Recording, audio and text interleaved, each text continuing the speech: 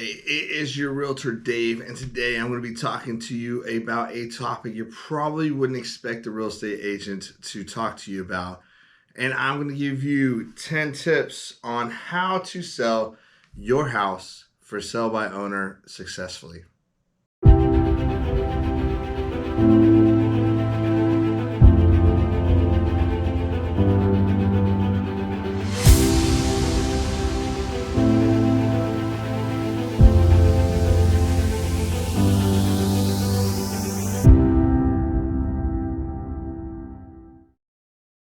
Now, I have a handout that's about 10 pages long that I will email to you if you hit the like and subscribe button and send me a message asking for this packet with your email, and I will gladly email this to you. I have nothing but hopeful wishes that if you decide to sell your house on your own, that you're able to do so. Now, why would people sell houses on their own? Well, there's three main people that are going to sell their house on their own. One, somebody that owns a house but doesn't have a lot of equity, so they don't have enough funds to potentially cover the cost of using professionals to sell a house. Two, you're going to have that HGTV expert who thinks that they know everything about real estate and that they're going to sell it. The third one is that one person that's just an alpha and they think that they can do everything better than somebody else. And I'm going to throw a fourth one in there. And this one's kind of sad, but I understand it because I'm in the industry. But a lack of trust in real estate agents. Now, hopefully through my channel, I can help you build some trust in our profession. But I know that a lot of people out there think that real estate agents are not necessary, especially nowadays. But I'm going to show you how to work on doing some stuff on your own. And then maybe when you get to start doing that, you can really see what real estate agents bring to the table, and that we are a valuable resource and worth our working with us. So the first tip is you got to price it right.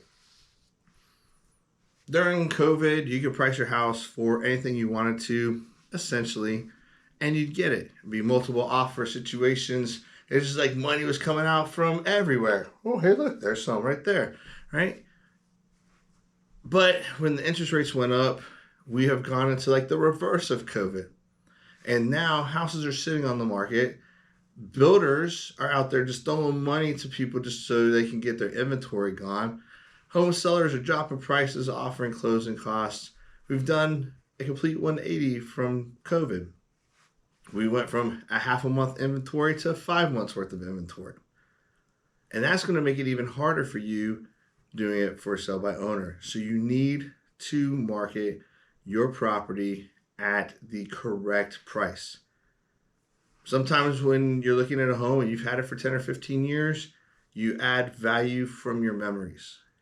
Unfortunately, the buyer has no memories of that home, and they don't add value, and appraisers don't add value to memories.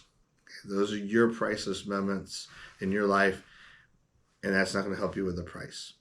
So you need to make sure you price it correctly. Okay?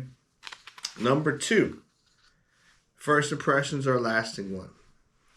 When you're going into setting up your house for sell by owner, or even with a real estate agent, you need to make sure that your house is the best one in the neighborhood, okay?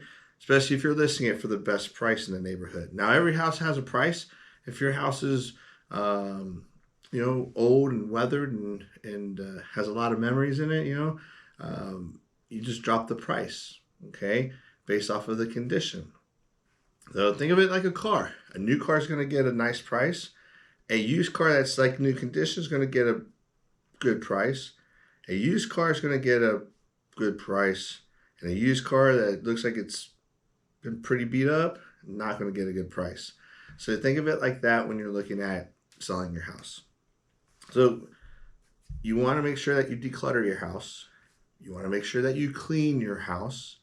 You want to make sure that you go to the front yard and you trim the hedges. You mow the yard. If you got some mulch with the weeds coming up or rocks with weeds coming up, pull the weeds, put some fresh mulch down, If you have some areas that you need to paint, make sure you paint. First impressions are lasting impression. And when they pull up to the driveway or up to the curb, the first thing you're going to see is the front of your house. Now, what I tell some people that I work with when we have situations where they may not be totally understanding what I'm getting at, I'll tell them to go through certain addresses in the MLS that I've already looked at, and the photos aren't that good, or the rooms are pretty cluttered. And then I'm going to give them some addresses of houses that have been presented well. And then I'm going to ask them, look through these photos. And you can do it. You can go on realtor.com, Zillow, Redfin. Just look at houses. Look at the ones that you're like, I want my house to look like that. And take note of what they've done. What has attracted you to, like, I want my house to look like that. Okay? Next, marketing your house. And where are you going to market your house to? With real estate agents, we can put it into the MLS. It goes out to thousands and thousands and thousands of sites. But as a for sale by owner, you don't have the MLS. And so where do you go? Here's some websites you can go to. FSBO, for sale by owner.com. Facebook Marketplace. AHRN, for sale by owner.com. Zillow and Craigslist. Those are probably the best places that you can go to. Another place that you can go to is if you find all the community Facebook pages in your area. For example, I live in San Antonio. So I go to San Antonio Craigslist, San Antonio this, San Antonio that, San Antonio this. Every page I can on San Antonio, I would download it or join it and then put my info in there. If you're military, they have military for sale by owner. You have to be military to be able to put your house in there. A lot of these sites are sites that I use as well. Every one of my listings goes into every kind of community page I have for that area that my listing's at. I put it on Marketplace. I put it all over the place on top of the MLS. Okay, so there's dozens of websites out there you can find it. Now here's the downfall. Other than like Facebook and Craigslist, you're going to have to pay to play. So just be prepared that each one of them that you use is going to charge you a different fee. Okay? So now, what do you want to do when someone sees your house and they want to see it? You're just going to let a random stranger into your house? See, when you work with a real estate agent, that buyer's agent's kind of vetted the buyer. Right? They verified that they do have funds to buy a house. They usually have the ID of the buyer. They've got a contract signed. There's just a lot of different little things in there that when a real estate agent brings a buyer, that buyer's kind of semi-vetted, right, if you will, or has been fully vetted. When knocks at your door, and I'm like, hey, I'm here to see the house. Didn't call or nothing. I just saw it's for sale by owner. I just want to come on by. What are you going to do? I could be a crazy serial killer, right?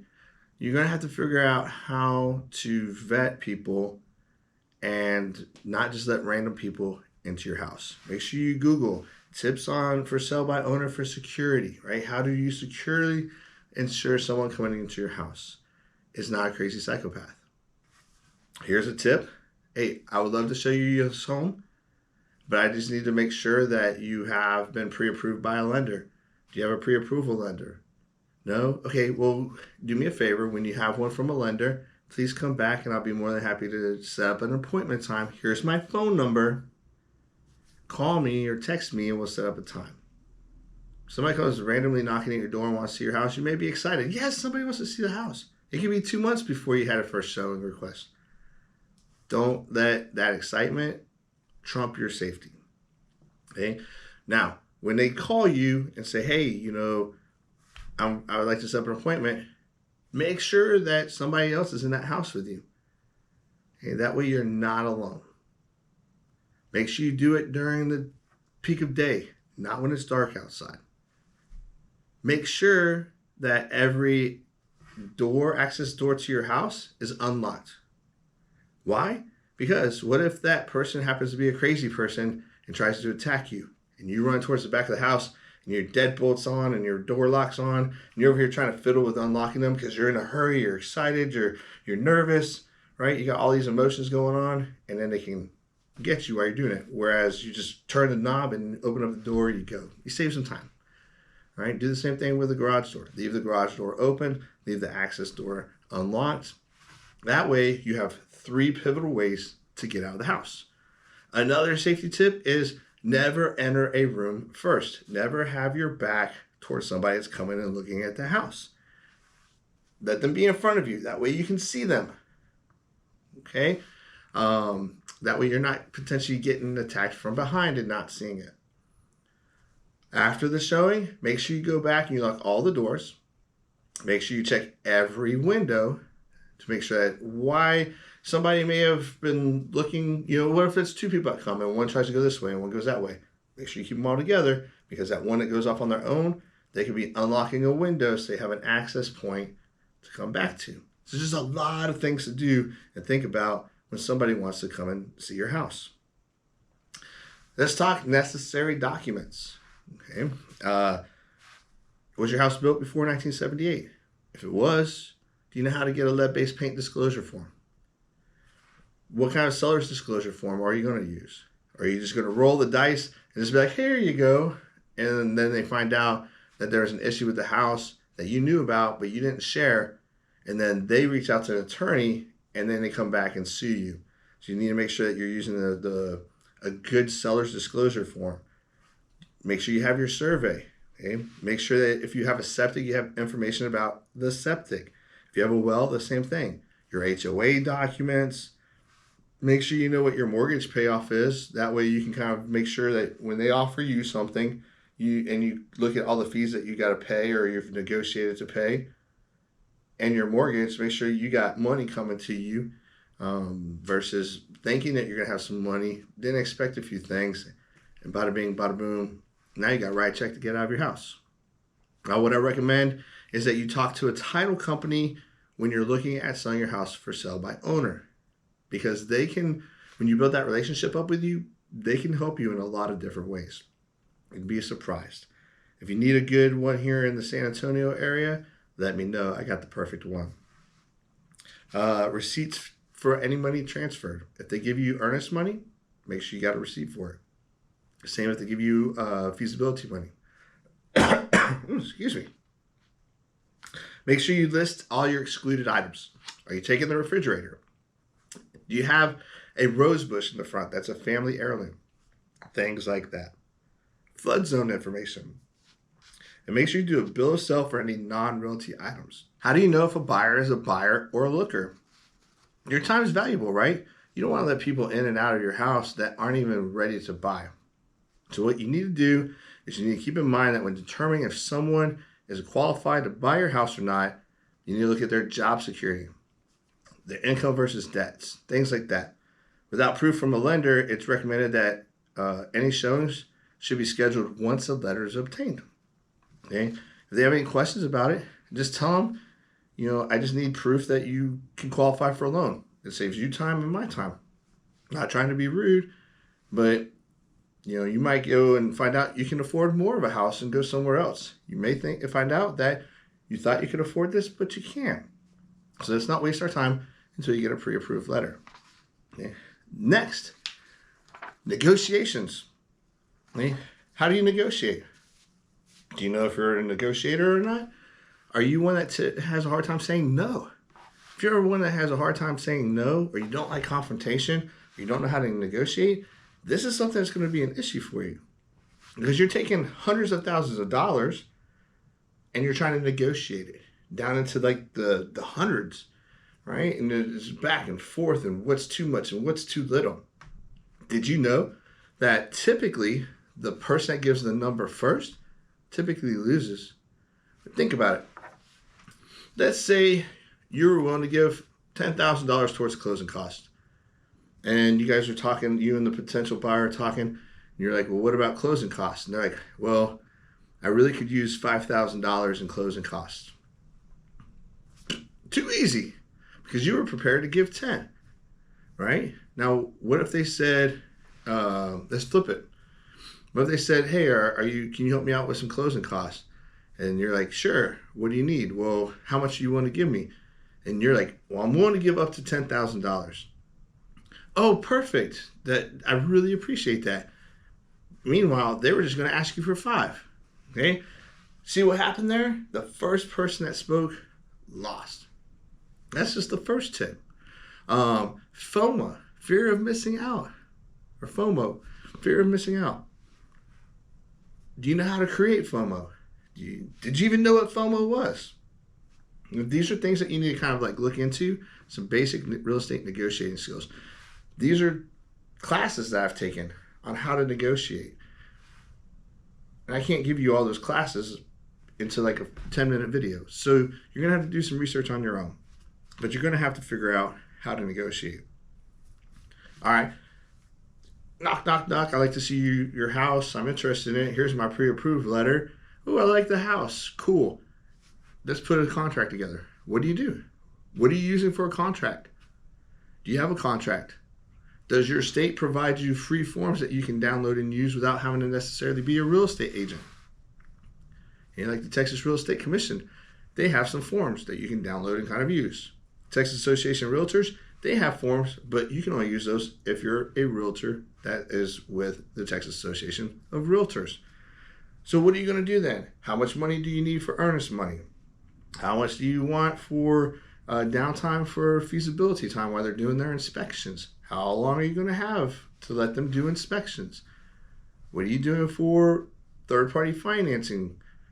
How many days are you going to give them to secure their financing? There's just so many different things out there. Do you not have a survey? Who's paying for this survey? There's just so much stuff to do. But you got to get all that together when you're building the contract. And you got to figure out where to close. That's what goes back to that title company. Once you know that you want to put your house on the market for sale by owner, talk to the title company. They can help you out with a lot of things. They can help you out with your HOA documents if you don't have them. They can help you out with a tax certificate. They can order a survey if you need a survey done because you don't have one. And in the contract, you agreed to pay for one. They'll tell you where you can close. You can close with them. And there's a lot of different things that title companies can do for you. And they have a lot of resources. They may be able to print off some flyers just kind of like mine and help you with certain things. Then you need to talk about when you're going to vacate the property.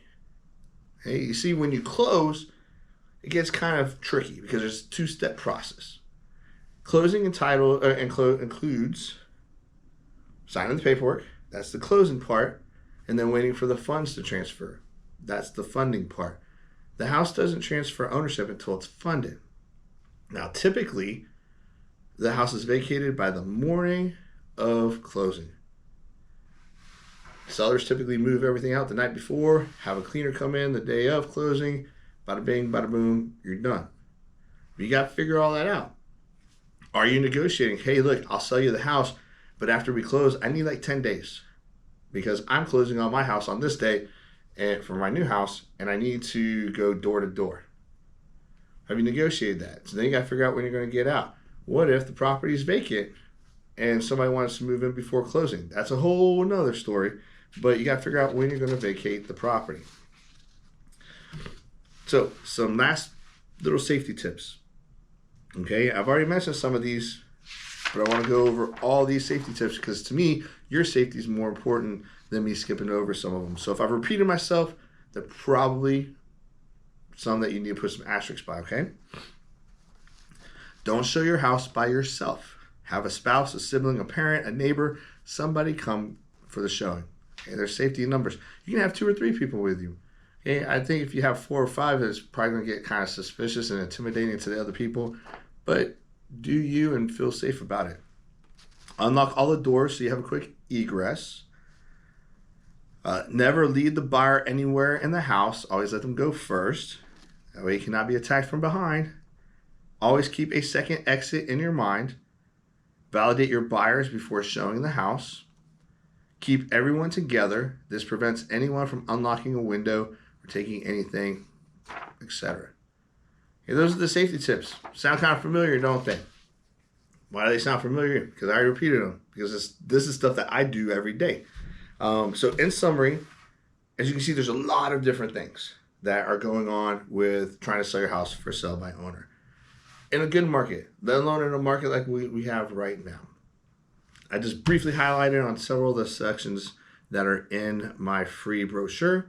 If you would like a copy of this free brochure, all you got to do is 2 things. Okay, help me out here with the channel. Hit the like button, hit the subscribe button, then shoot me a message asking for my 10 tips on selling a house for sale by owner, and give me your email address. That way I know where to send it to, and you'll get this. I respond pretty quickly, so you'll get it within a day or 2. Okay, so if you have any questions about for sale by owner, pop it up into the video in the comments, and I will reply to the best of my ability. I cannot practice law, so if you ask me a question that pertains to law, I can't answer that, because then I'd be considered practicing law, and I can get in trouble for it, especially when it's on the video, right? There's no disputing that. So I appreciate you watching. Again, make sure you hit that like and subscribe button. Even if you don't want this for sale by owner packet, hit the subscribe button, because I've got a lot of great content coming down the pipeline. Thank you for watching. I appreciate you.